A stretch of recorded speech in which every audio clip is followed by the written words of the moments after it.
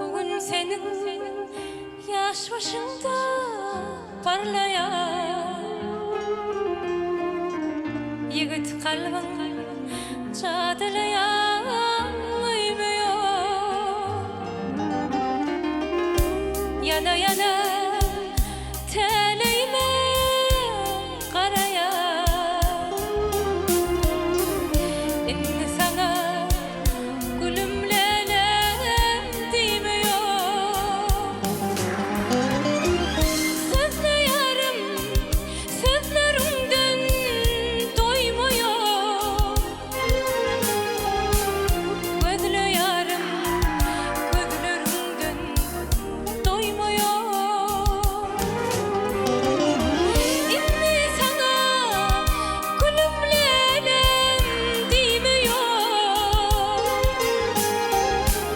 Bu dünyani sensiz bana sevmiyor, sevmiyor, sevmiyor. Aşk donunu ters biçtin mi dünya? Ya ömrümden hoş geçtin mi dünya? Ya da senden taş düştüm mi ey dünya? Etti bana toylu basın giymiyor. Sözlü yarım sözlerimden doymuyor. Gözlü yarım gözlerimden doymuyor. İnni bana gülümlelem demiyor. Bu dünyani sensiz bana sevmiyor, sevmiyor, sevmiyor.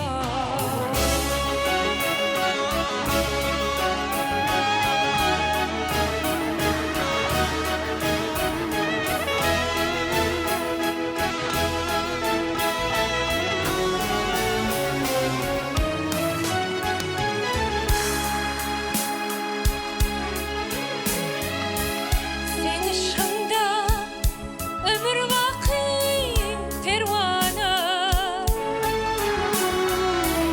Bu dünya bir ya da senem bir yana. Teleyip koy tartıversin her yana. Bana gayri hoş odunu koymuyor. Akbar seni ayasında saklasın. Allah'ım seni sayesinde saklasın.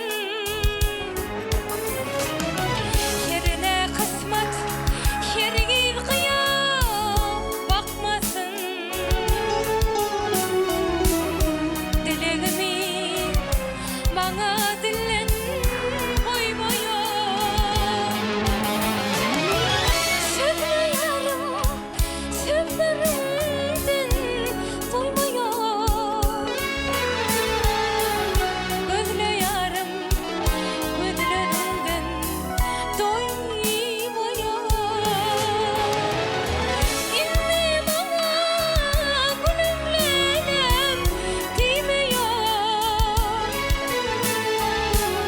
Bu dünyani sensiz bana sevmiyor, sevmiyor, sevmiyor, sevmiyor, sevmiyor, sevmiyor,